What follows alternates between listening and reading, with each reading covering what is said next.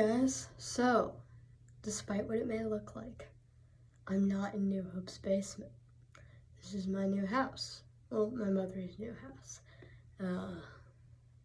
Specifics. And given we are still moving,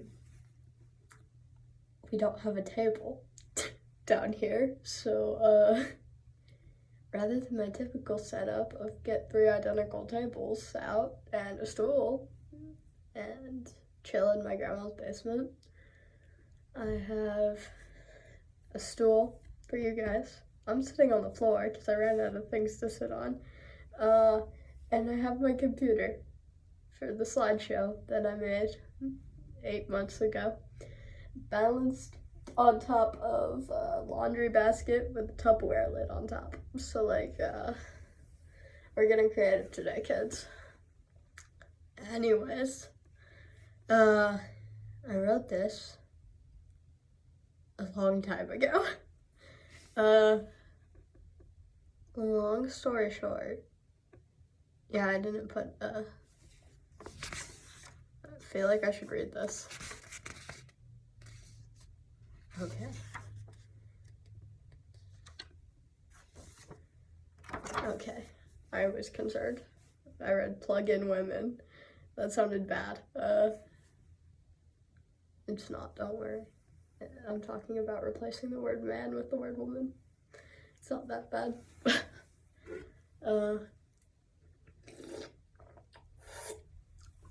So, anyways, I didn't write a personal connection, so I'm just gonna tell you the story of why this exists. So, at the fall retreat, we did a packet. At the winter retreat, we did a packet. And let's just say I don't like the packet. It's about demons, and it tries to get you to disown a lot of things, like being gay and playing D&D, both of which I do, and I still do after reading this packet, mostly because Isaac plays D&D, so I decided that probably didn't matter. But for that time period, I was concerned that this belief was gonna get me in trouble with the church. And if you didn't know, I like that church, and I'd rather not get kicked out for being gay. So, after I thought that that was a possibility, because the packet worried me beyond belief, I got into a frenzy and I binge wrote a sermon out of rage. And then I talked to Isaac, and he said he didn't agree with that part of the packet, so it was pointless, but it exists now, so we're gonna talk about it, which I haven't been able to do until like 5 days ago, so that's why this didn't happen yet. The reason that there is a slideshow today is because I have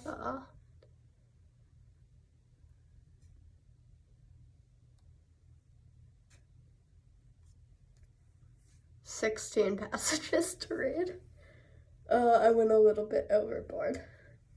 Don't worry, it should still be within like 5 hours.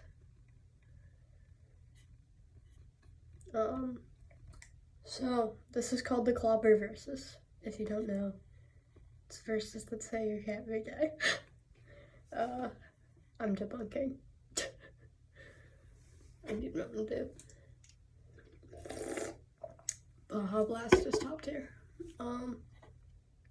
So, the Clobber verses. Why I am freaking gay. Leviticus 18:22. You shall not lie with a male as with a woman. It is an abomination. Well, I felt like I should explain my controversial opinion. Leviticus 18:22 seems clear-cut, right? I'm obviously wrong. Not quite. Leviticus was written as a list of rules for the Levites, not the average American citizens. I assume those of you using this argument have been in contact with a woman on her period. That's outlined in Leviticus 15:20-23, and Leviticus 20:18, which I was supposed to read, but you're just gonna have to trust me because I did not open my Bible to actually, I think it's in Leviticus. Hold on. I might read. It's in Exodus again. I keep moving it. Here, I'll just like find it for you at this point. Where are we going? 15. Okay.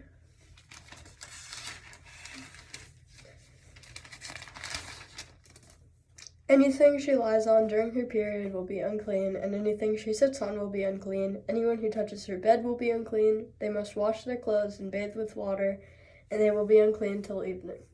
Anyone who touches anything she sits on will be unclean. They must wash their clothes and bathe with water, and they will be unclean till evening.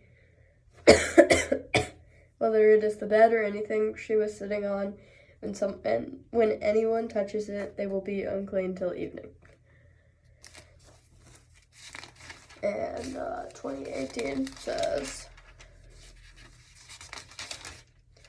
if a man has sexual relations with a woman during her monthly period, he has exposed the source of her flow, and she has also uncovered it. Both of them are to be cut off from their people. It's pretty bad. Like, if I'm correct, and we go back to 1822, what is the punishment for being gay is my question. Because I don't remember being cut off from your people. It doesn't say a punishment, it just says it's detestable. I can live with being called detestable by the Levites, I guess. Personal opinion.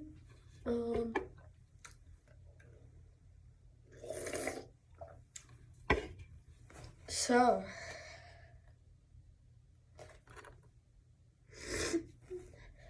sorry about that. I'm recovering from illness still. It was rough. I went to church with it. Have you ever ate lobster? Because that's also a crime. By Baptist regulations, I guess. I had a conversation with one today. Baptists are very nice people. They're also very homophobic people.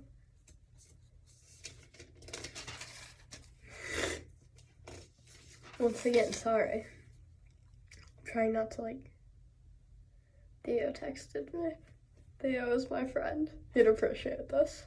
In fact, I'll send it to him. Maybe if I can get him to your group. Somebody died?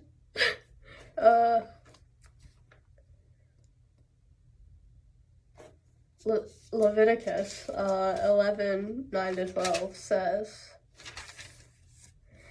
of all the creatures living in the water of the seas and the streams, you may eat any that have fins and scales. But all the creatures in the seas or streams that do not have fins and scales, whether among all the swarming things or among all the other living creatures of the water, you are to regard as unclean. And since you are to regard them as unclean, you must not eat their meat, you must regard their carcasses as unclean. Anything living in the water that does not have fins and scales is to be regarded as unclean by you.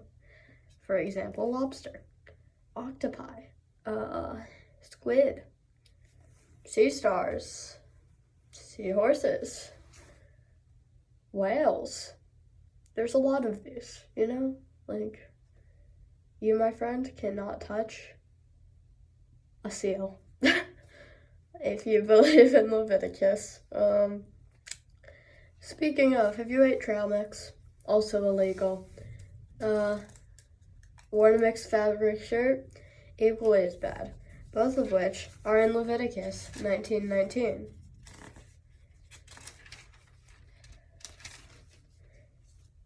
Keep my decrees. Do not make different kinds of animals. Do not plant your fields with two kinds of seeds. Do not wear clothing woven of two kinds of materials.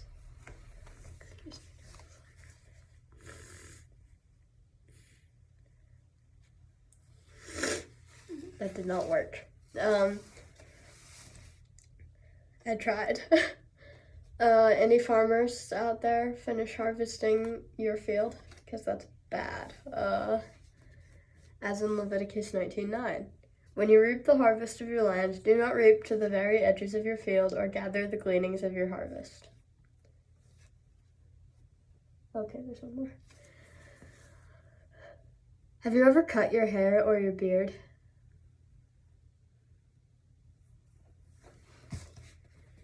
Leviticus 19:27 says, do not cut the hair at the sides of your head or clip off the edges of your beard. Seems pretty clear cut.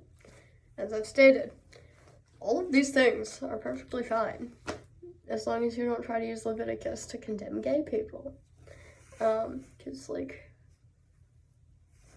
for the Levites, my friends, like, if you are a Jewish priest, I doubt you watch my YouTube channel, but if you are, you can't be gay. Because Levites are Jewish priests, for context.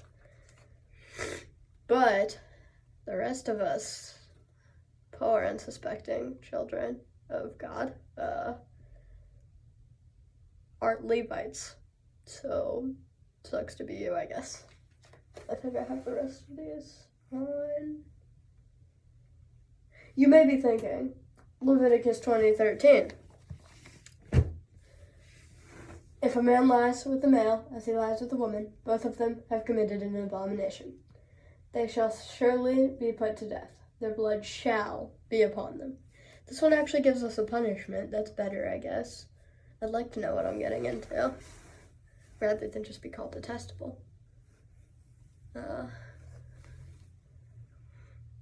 I say again, if you condemn gay people with Leviticus, you're a massive hypocrite, most likely. Because I doubt you're checking the tags of your shirts for how many different kinds of fabric are in them.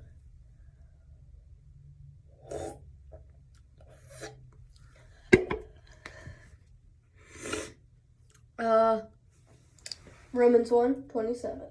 In the same way, men also abandoned natural relations with women and were inflamed with lust for one another. Men committed shameful acts with other men and received in themselves the due penalty for their error. I was going to make a joke, but I don't think it's a good idea.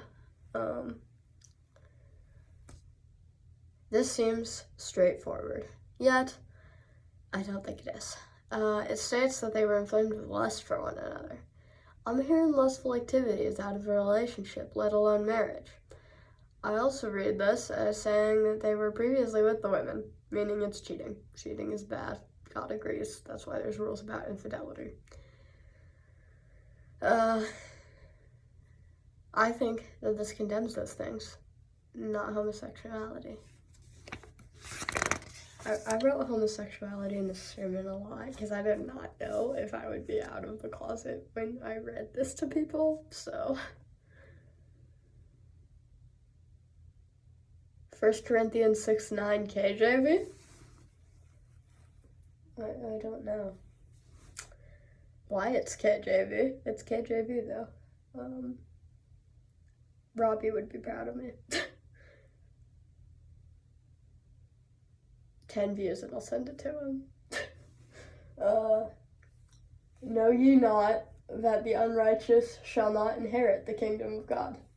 Be not deceived. Neither fornicators, nor adulterers, nor effeminate, nor abusers of themselves with mankind. I understood none of that. What did I think this meant?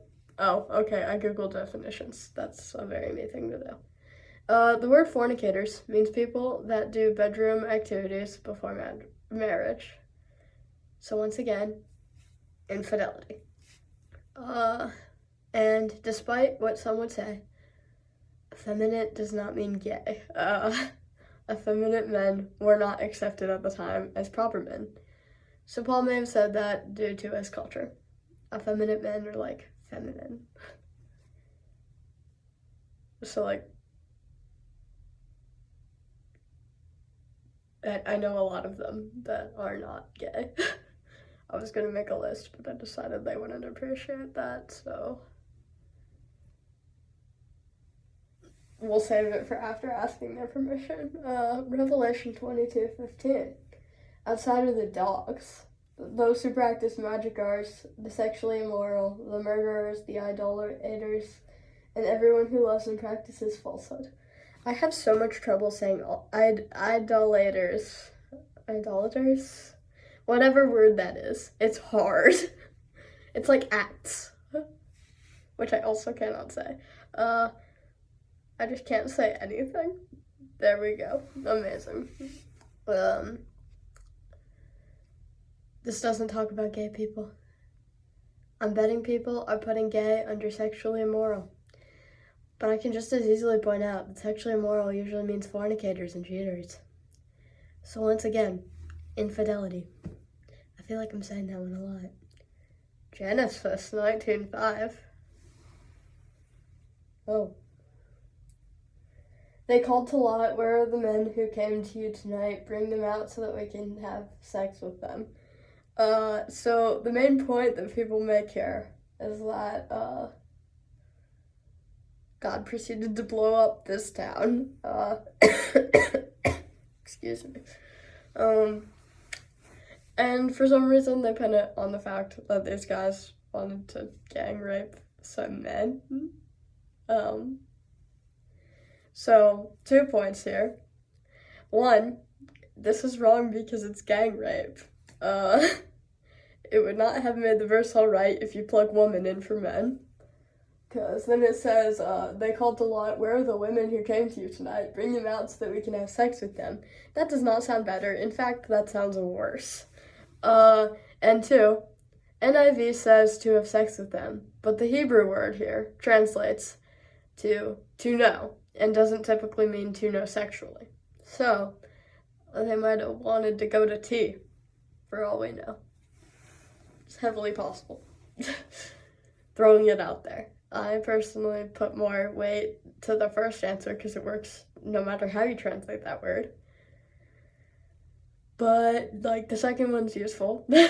Still. Jude 1:7. KJ21. I was getting deep in the Bible translations here.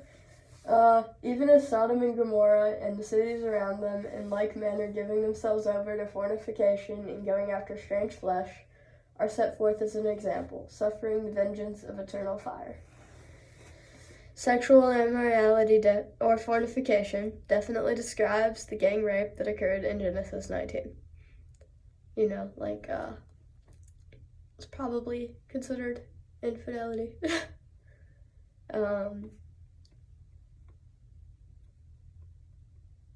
And strange flesh is probably referring to the fact that they were trying to gang rape angels. Because if you remember, the men in Lot's house were angels. Fun fact, in case you haven't read your Bible recently. Deuteronomy 22:5. A woman must not wear a man's clothing, nor a man wear a woman's clothing, for it is detestable. People say this is about trans people. I am personally insulted by this. I read this, and I think it leans towards cross-dressing, not the deep internal feelings experienced by trans people. Trust me, I have them. When writing this, I didn't know I could say that, so I'm adding a lot of commentary to this segment. Now, if you still disagree with me,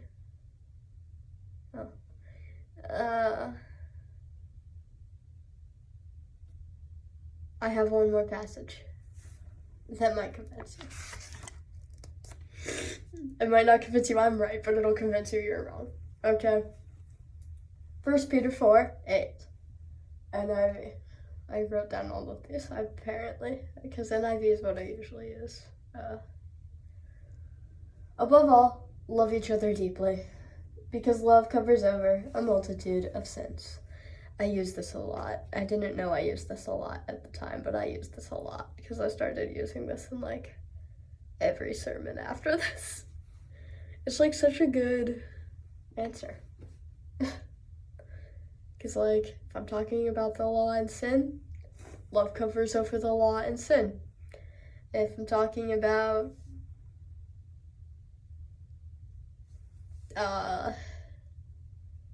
living for God, loving is living. Like, it's a useful verse. Love will cover over a multitude of sins. Love is more important to God than 1,000 condemnations. One thing that I've seen many conservative-leaning Christians fail to do is the greatest commandment of Jesus. Love God and love others. As in Matthew 27:37-39. Another very deep passage that I use quite frequently. Also about how God likes love. Love the Lord your God with all your heart and with all your soul and with all your mind. This is the first and greatest commandment. And the second is like it. Love your neighbor as yourself. No goose, by the way. That was purely for all one of you that watches my channel and gets that. I had to think about who I'd send this link to. I'll send it to Instagram because my mother apparently knows about this. And then there will be more of you to understand the goose joke. So, even if you think it's sinful to be gay or trans or anything else under the sun, because I only wrote down those two, there's a lot of them. Like, I think 627 listed on the interweb. That's a lot of genders, and that's excluding sexual orientations. And if there's various people that are attracted to every combination of those, that's 627 times 627, which is like 36,000. So, good luck. Or no. It's not 36,000. Is that 36,000? I don't remember how to multiply. Never mind. I'm gonna shut up. Yeah, that's 3,600, not 36,000. So it's probably like 5,000-ish. That's a lot of sexual orientations.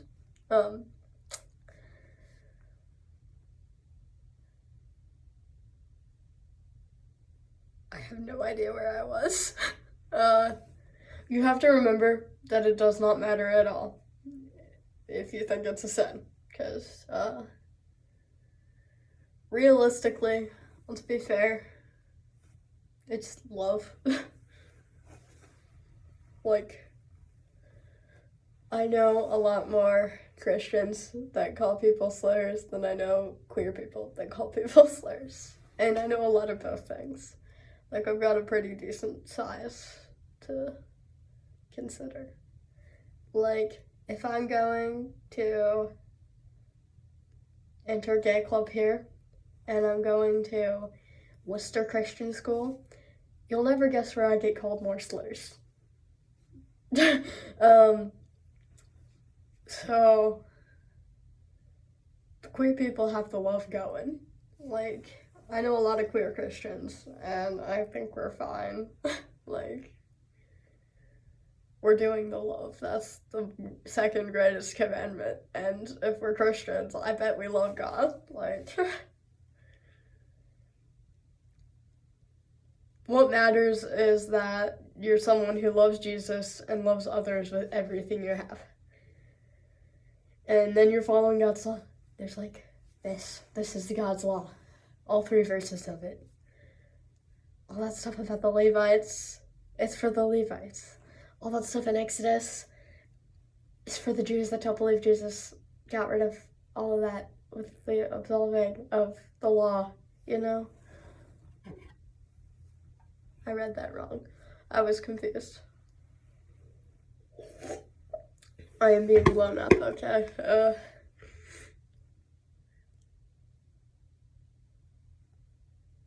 So please, focus on love instead of condemnation and judgment. Because really, love covers over a multitude of sins.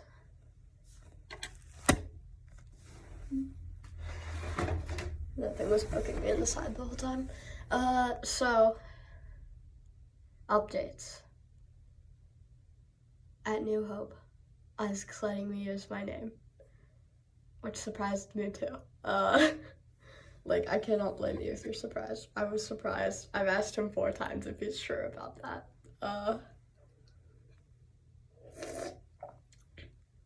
So, those of you that go there, help us spread that information.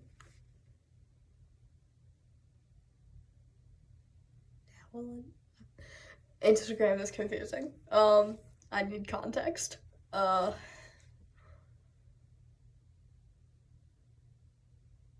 So, New Hope. Isaac said that legally speaking, he is not allowed to let me switch small groups. But he also said he's changing the tribes this week so that they're guys and girls. And he's having everybody call me Alex. So, Isaac's top tier. Which is surprising because the first time I talked to him about it, he said he wasn't an ally. And I've hence laughed at him for that several times. Because bro is definitely an ally. For those of you that aren't an ally, get off my YouTube channel. Or shut up. That's also an option. Because you're wrong, as I just proved in 24 minutes and 36 seconds. That's when I stopped. Also, another update. School's out. Yay. At Worcester High School. I don't think very many of you go there. And I don't know if I ever gave Robbie this link, but if I did, and he's here, he is like the only person I think that actually needs to know this. But at Worcester High School, people are gonna be calling me Alex. That's pretty cool. Don't ruin that for me, please. I might physically hurt you, which I know is not very pastoral. But I own a 4-inch heel. Just saying. Don't fight me. Because if you ruin that, I'm probably gonna get called slurs a lot. So, don't do it to me, please. Bye.